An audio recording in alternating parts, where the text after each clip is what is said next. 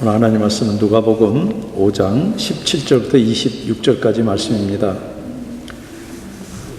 여러분, 지금 여기서 하나님 나라를 살고 계십니까? 아니면 죽은 다음 그때 거기서 천국 들어갈 기대로 살고 계십니까? 지금 여기서 천국 백성으로 살다가 영원히 하나님과 함께 사는 것이 천국입니다. 내가 가본 천국과 지옥, 성경이 없습니다. 미국이나 한국에서 그런 제목으로 간증이나 책들을 많이 이렇게 유행시키지만 절대 그런 쓰레기들은 보지 않기 바랍니다. 예수님은 지금 여기서부터 하나님 나라를 살도록, 천국을 살도록 우리를 세상에서 불러내셨습니다.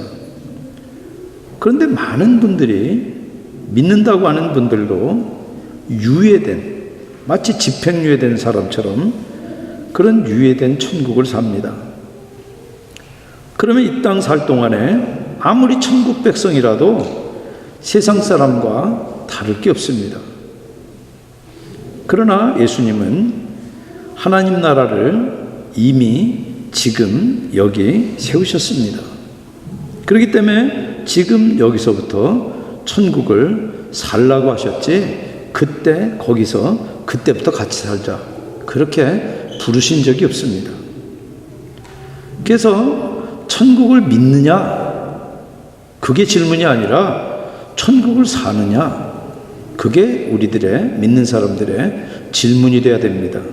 하나님 말씀 누가복음 5장 17절부터 26절 서로 한 절씩 교독하시겠습니다. 하루는 가르치실 때 갈릴리 각 마을과 유다와 예루살렘에서 온 바리새인들과 율법 교사들이 앉았는데 병을 고치는 주의 능력이 예수와 함께 하더라.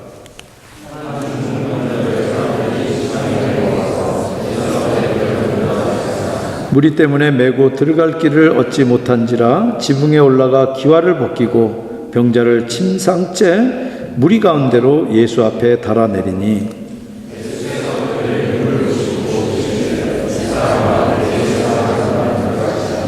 서기관과 바리새인들이 생각하여 이르되 이 신성모독하는 자가 누구냐? 오직 하나님 외에 누가 능히 죄를 사하겠느냐?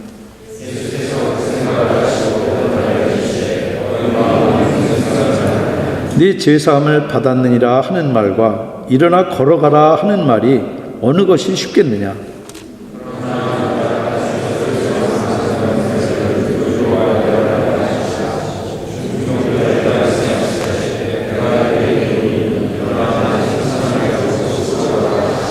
그 사람이 그들 앞에서 곧 일어나 그 누웠던 것을 가지고 하나님께 영광을 돌리며 자기 집으로 돌아가니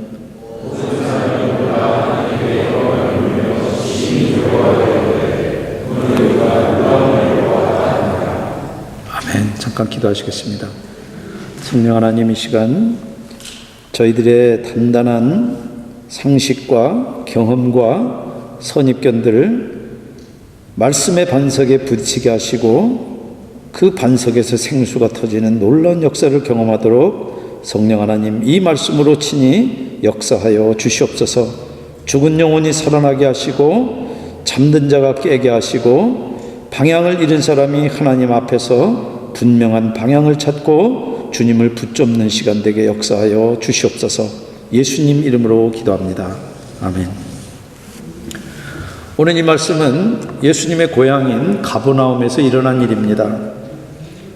누가는 큰 무리가 예수님의 말씀도 듣고 병도 고치기 위해서 몰려들었던 어떤 한 날의 한 사건을 주목해서 기록을 하고 있습니다.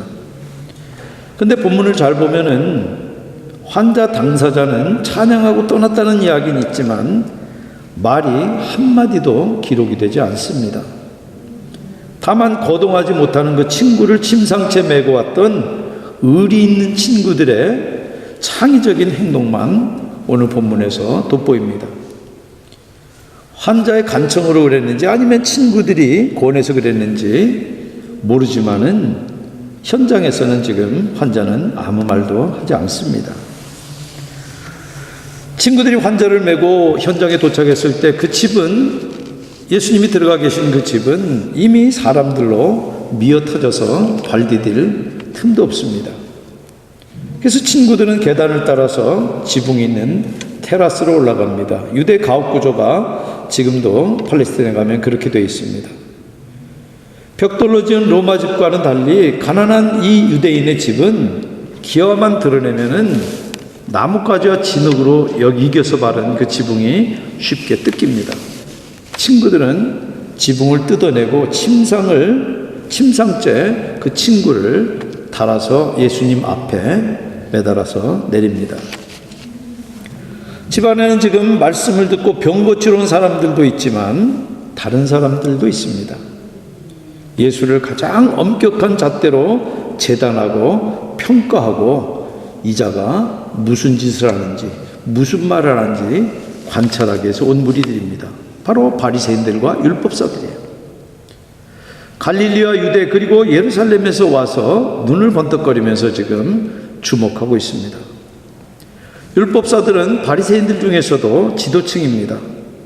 예수 소문이 팔레스타인에 퍼져나가니까 그냥 내버려두면 안 되겠다. 뭔가 좀 조사해봐야 되겠다. 그럴 심산으로 지금 여러 곳에 있는 서기관들, 랍비들이 모여든 겁니다. 그런데 17절 말을 우리가 오해하기 쉬운데 그 말이 병 고치는 능력이 예수님에게 들락날락한다 그런 얘기가 아닙니다. 어떤 때는 병 고치는 능력이 있다가 어떤 때는 병 고치는 능력이 없다 그런 얘기가 아니라 오늘 이 본문을 잘 보시면은 말씀을 가르치시는 것과 병을 고치는 것들이 병행으로 서로 왔다 갔다 하면서 기록이 됩니다. 그래서 이 말은 주의 능력이 병을 고치시는 예수님을 위해 거기 있었다 그런 뜻이지 그때만 있었다 그런 의미가 아닙니다. 예수님이 그들의 믿음을 보았다고 이야기하는데 믿음이라는 단어가 여기 누가복음에 처음으로 나옵니다.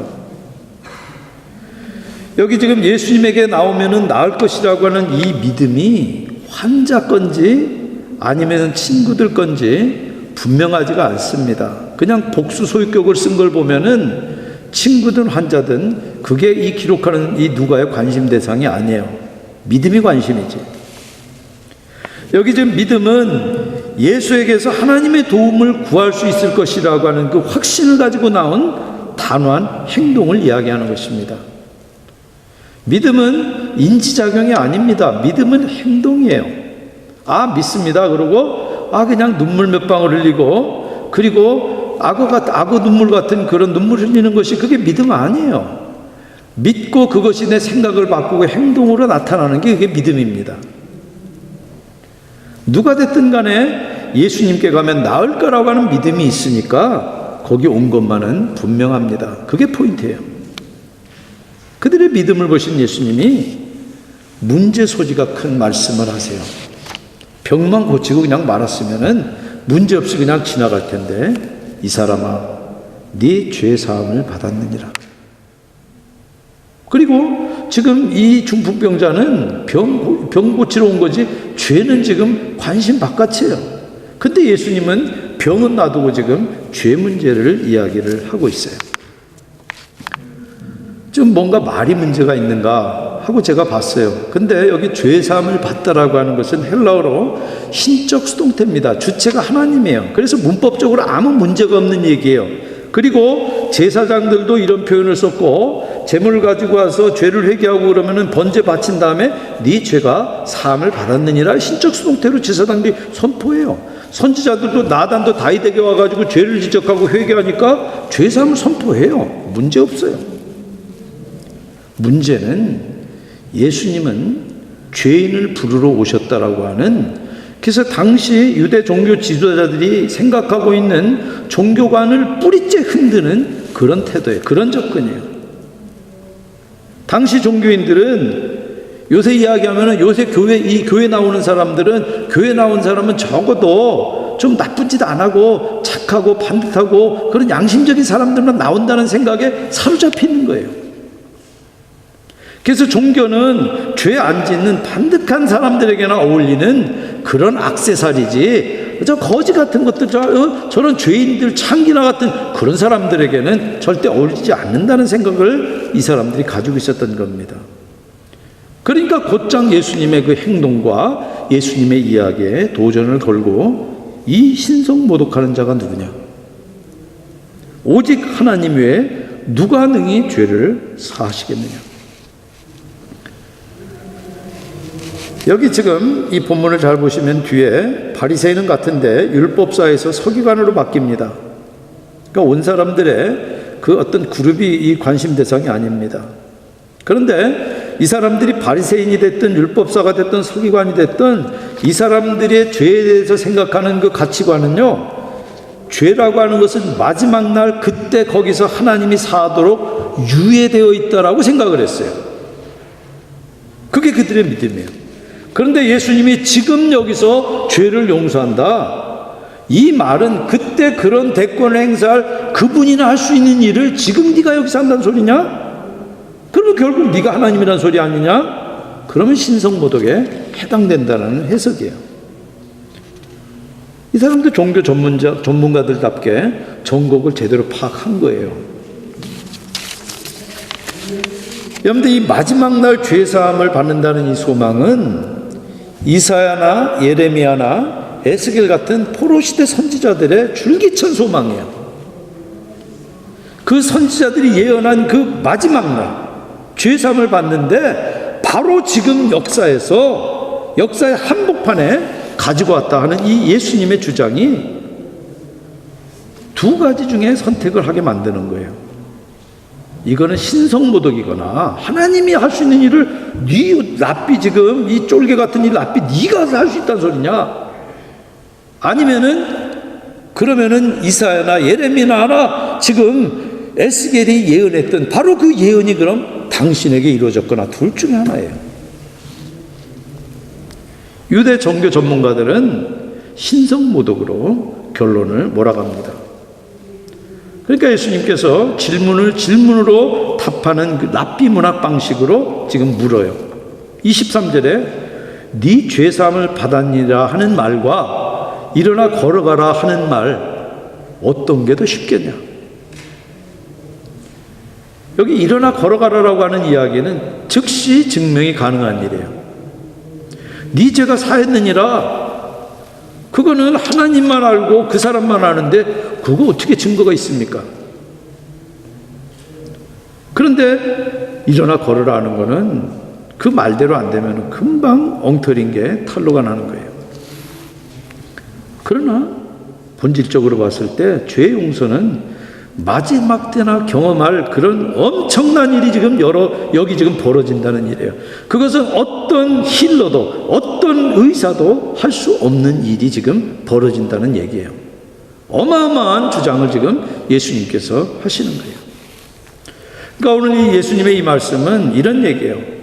너희는 내가 죄를 용서한다는 공적으로 검증이 불가능한 그 행위에, 그것 때문에 너희들이 지금 분개한다. 그러면 너희들이 곧 지금 보게 될 이 공적으로 검증 가능한 치유에 대해서는 어떻게 하겠느냐? 여러분들, 레위기를 보시면은 죄인들이 제사장에게 제물을 가지고 와서 자기 죄를 고백하면은 그 제물이 그 죄인 대신에 죽습니다. 그래서 피가 흘려지고 하나님에게 바쳐지고 그 죄인은 죄가 사했다, 제사장이 그렇게 선포를 합니다. 그런데 레위기 읽으면서 정말 안타깝고 답답한 이야기가 있어요. 병 걸린 사람들이에요. 레위기에 보면은 병 걸린 사람들은 제사장이 판정을 해가지고 병은 하나님과 가까이 할 수 없기 때문에 공동체로 다 쫓아냅니다. 그래서 제사장이 하는 일은 병을 고치는 일이 아니라 판정만 하는 거예요. 너 병 있네? 아웃. 병 나았네? 인. 이 판정만 하는 거예요. 근데 지금 예수님께서 지금 오셔서 하신 이야기는 예수님이 지금 여기 지금 이 죄인 대신 죽는 희생 제물이 된 어린 양처럼 십자가에서 우리를 위해서 대신 죽으신다는 그 사건뿐만 아니라 인간들이 창조 질서를 무너뜨리고 죄의 결과로 인간들에게 들어온 죽음과 질병과 모든 것들을 다시 회복시키시는 재창조의 일을 예수 그리스도께서 지금 하신다는 그런 놀라운 선포를 여기 지금 하고 있는 거예요. 그런 가치관을 가지고 있기 때문에 욥을 이루하러 왔던 세 친구가 어떻게 됩니까? 처음에는 욥처럼 같이 티끌을 뒤집어 쓰고 울면서 욥을 위로해요. 그러다가 욥이 하는 이야기 듣고 나중에 뭐라 그럽니까? 야, 죄 없이 병 걸리는 거 봤냐? 죄 없이 재앙이 일어나는 거 봤냐? 회개해! 여러분들, 재앙이나 병의 원인이 죄인 경우도 있습니다, 분명히. 그러나 욥의 경우는 아니라고 성경이 하늘에서 우리들이 볼 수 없는 일을 기록을 하고 있어요. 여러분들, 그런 가치관이 구약시대 사람들뿐만 아니라 예수님을 따라다닌 제자들도 똑같이 있었어요. 그러니까 선천적인 시각장애인을 데려다 놓고 얘가 지금 눈이 먼 게 얘 부모 잘못입니까? 아니면 얘 죄 때문입니까? 예수님 뭐라고 대답하십니까? 얘 잘못도 아니고 부모의 잘못도 아니고 죄 때문도 아니고 다만 하나님의 영광을 위해서 지금 이 아이가 눈이 멀었다 그러고 주님께서 고치시잖아요. 여러분들, 근데 구약시대 사람들만 그렇습니까? 저와 여러분들도 상식적으로 그렇게 보지 않습니까? 그러니까 여러분들이 재앙당하면 어떤 생각 드세요? 쪽팔리잖아요. 딴 사람들 다 괜찮은데 왜 나만 이러지? 왜 나만 아프지? 그런데 제가 잘 아는 분이 병이 있는데 목사 가정에 병이 있으니까 오픈을 못했어요. 그때 정말 큰 마음을 먹고 오픈했어요. 그래서 기도해 주십시오. 그 기도해서 처음에는 조금 나아지는 것 같다가 점점 더 아팠어요. 그랬더니 주변에 있는 사람이 목사가, 사모가 믿음이 없다. 그 비난을 해요. 그래서 더 힘들어요. 오히려 버팀목이 되어주고 함께 해줘야 될 사람들이 오히려 가십하고 더 힘들게 만들어요. 여러분들, 교회 안에서도 장애나 재앙을 그런 눈으로 바라보지 않습니까? 우리가 마치 하나님이라도 된 것처럼, 쓰나미가 일본에 친 것은 일본 사람들이 우상 숭배했기 때문에 하나님이 재앙으로 내리신 것이다. 제가 봤을 때는 그런 주장하는 그분이 하나님에게 심판받아야 될 분이에요. 여러분들, 그런 상식적이고 피상적인 그런 얄팍한 재앙이나 병의 원인에 대한 이해 때문에 수많은 사람들이 괴로워하고 힘들어하고 오히려 교회를 떠납니다. 여러분들, 내가 정말 아끼고 사랑하고 정말 가까운 사람이 그런 어려움 가운데 있으면은 참 답답해요. 저도 어떻게 할 수 없잖아요. 어떻게 할 수 없다 그래서 내가 상식적인 이야기 함부로 내뱉는 것이 아니라 그냥 같이 있어주면 됩니다. 곁을 내주면 돼요. 그리고 인정해주고, 그리고 이 일이 나도 모르고 너도 모르고, 그러나 하나님은 아시잖아요. 그리고 우리들에게는 하나님께 간구할 수 있는 수단이 있잖아요. 기도해주면 되는 거예요. 그리고 같이 있어주면 되는 거예요. 여러분들, 바리새인들과 서기관들은 죄인들을 죄의 족쇄에 묶어놓은 채 아무것도 안 하면서 자기네들의 의의를 자랑했어요. 그러나 예수님은 병을 고치시고 죄를 용서하는 이 두 가지 가능성의 문을 활짝 열어놓고 계세요. 그렇다면 저 여러분들도 우리 주변에서 내가 그 일을 당하든지 아니면 내 가까운 사람이 그 일을 당하든지 우리들이 그것을 바라볼 때 어떻게 바라봐야 되겠습니까? 저 사람 뭔가 숨겨놓은 게 있어서 지금 저 지경이 됐지. 나한테 뭐 숨겨놓은 무슨 죄가 있나? 그렇게 바라보는 것이 아니라 예수님이 뭐라고요? 누구의 죄도 아니고 하나님의 영광을 위해서. 그것이 나한테는 지금 재앙이고 질병이고 장애로 다가왔지만 그것을 통해서 나는 얼마든지 많은 사람들을 유익되게 하고 하나님에게 영광이 될 수 있는 겁니다. 그러니까 손도 발도 없는 닉 부이치치가 다니면서 수많은 사람들에게 희망을 던지고 하나님의 살아계시는 그 메시지를 던지는 이유가 그런 거예요. 여러분들, 제사장들은 죄를 희생 제물로 해결하고 죄사함을 선포하지만 당신의 몸으로 단번에 제물이 되신 우리들의 대제사장 예수님은 당신이 채찍에 맞은 힘으로 인하여서 우리들이 나음을 얻고 고침을 받게 하셨어요. 그 길을 열어주셨어요. 그렇게 해서 무너져버린 창조의 질서를 회복하기를 시작하신 거예요. 그래서 예수님이 당신을 가리켜서 인자라고 이야기를 합니다. 이 말은 다니엘서 7장 13절 14절에 나오는 말씀이에요. 내가 또 밤 환상 중에 보니 인자 같은 이가 하늘 구름을 타고 와서 옛적부터 항상 계신 이 앞에 나아가 인도됨에 그에게 권세와 영광과 나라를 주고 모든 백성과 나라들과 다른 언어를 말하는 모든 자들이 그를 섬기게 하였으니 그의 권세는 소멸되지 아니하는 영원한 권세요 그의 나라는 멸망치 아니할 것이니라. 바로 그 인자 같으시니 인자가 예수님 당신이라는 거예요. 그래서 하늘에 계신 그 하나님이 계시는 그 하늘에 대비해서 땅에서 죄를 사하는 권세가 인자에게 있다고 말씀을 하시는 것입니다. 그때 거기 가서 거기서가 아니라 지금 여기서 이 땅에서 죄 사함을 받고 그리고 내가 가지고 있는 이 문제가 그때 가야만 해결되는 것이 아니라 지금 여기에 해결 가능성을 활짝 열어두신 거예요. 여기 지금 바리새인이나 서기관들 믿음처럼 마지막 때가 아니라 지금 여기서 종말 이전에 이 땅에서 생명이 계속될 동안에 죄를 사하신다는 말씀이에요. 그리고 병을 고치신다는 말씀이에요. 그리고 중풍병자에게 내가 내게 이르노니 일어나 내 침상을 가지고 집으로 가라. 공적으로 검증 가능한 방식으로 병을 많은 사람이 보는 앞에서 고치세요. 여기 지금 죄인을 죄라는 족쇄에 묶어놓은 채 판정만 내려서 병 걸리는 죄의 결과 나으면은 공동체로 돌아줬다 판단하는 그런, 그리고 병도 고치지 못하는, 그래서 죄도 어찌지 못하는 그런 제사장이나 바리새인이나 서기관과 대비해서 죄를 용서하시고 병을 고쳐서 공동체로 온전히 회복시키시는 그 일을 하시는 거예요. 그래서 예수님 말씀대로 중풍병자가 자기가 누워서 왔던 그 침상을 들고 하나님께 영광을 돌리면서 자기 집으로 돌아갑니다. 그런데 하나님이 역사하시면은 나타나는 반응이 두려움입니다.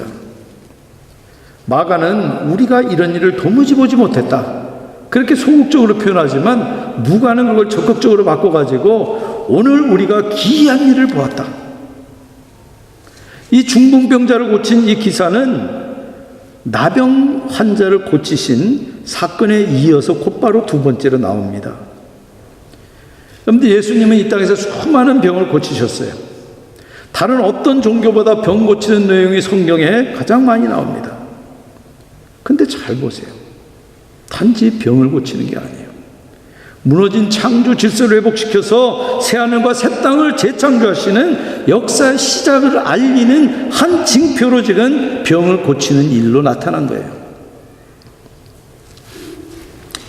여러분들, 원래 하나님이 창조하신 세상은 선하고 아름다웠습니다. 그래서 6일 동안 4번 창조하시고 하루하루가 끝나면서 하나님께서 하시는 말씀이 히브리 말로 톱이에요.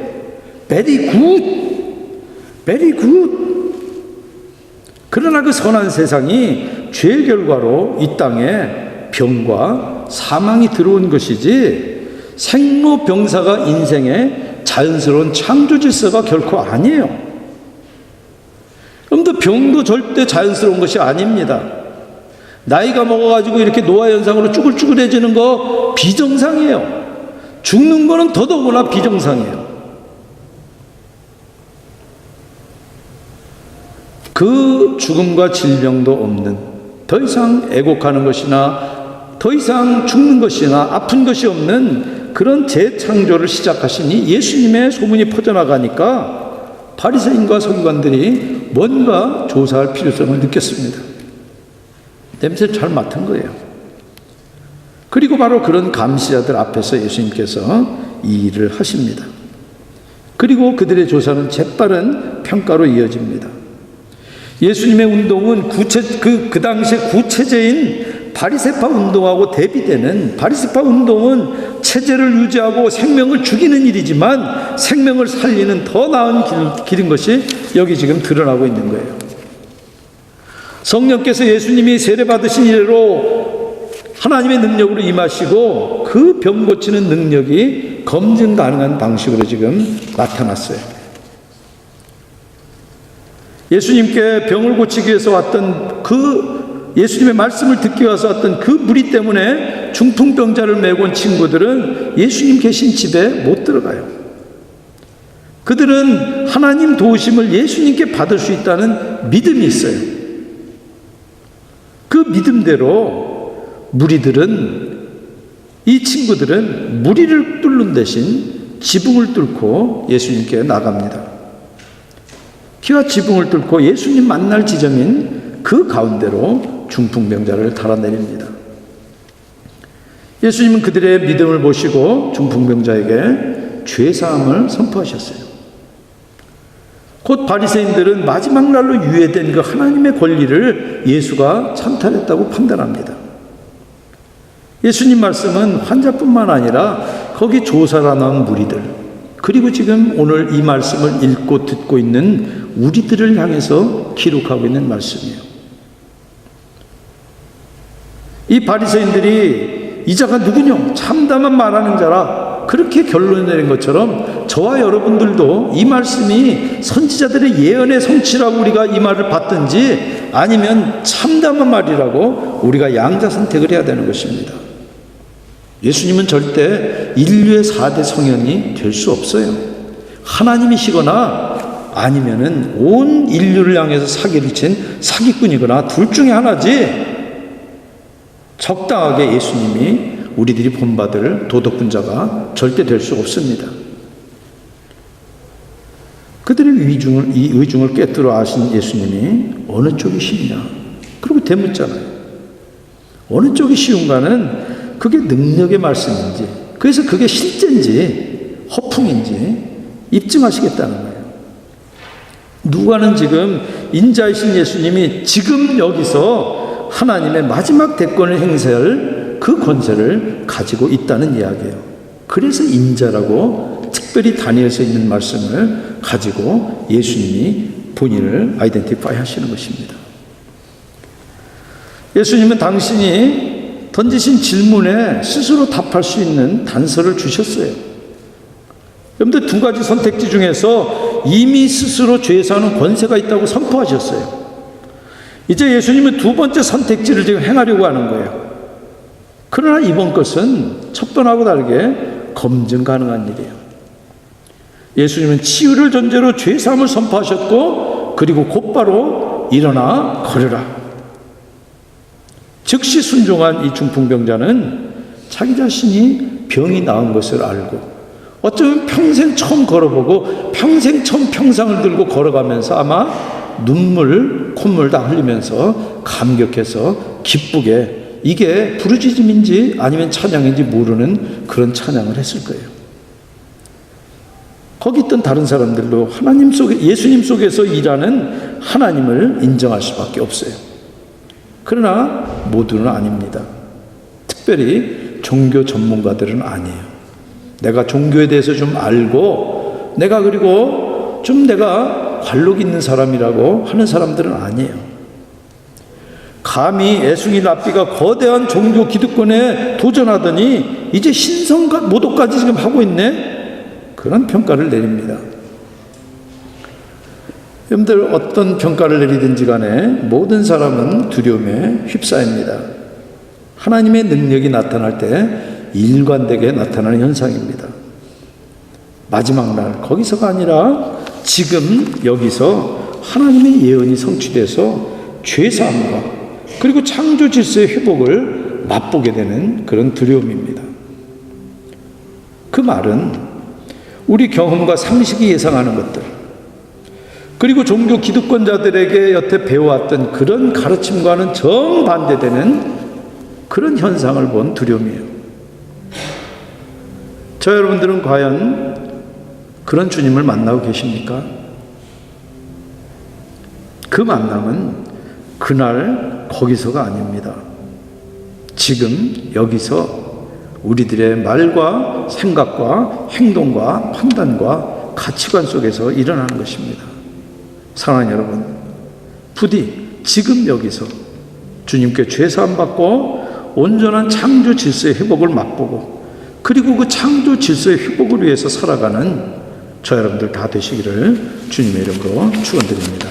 같이 기도하시겠습니다.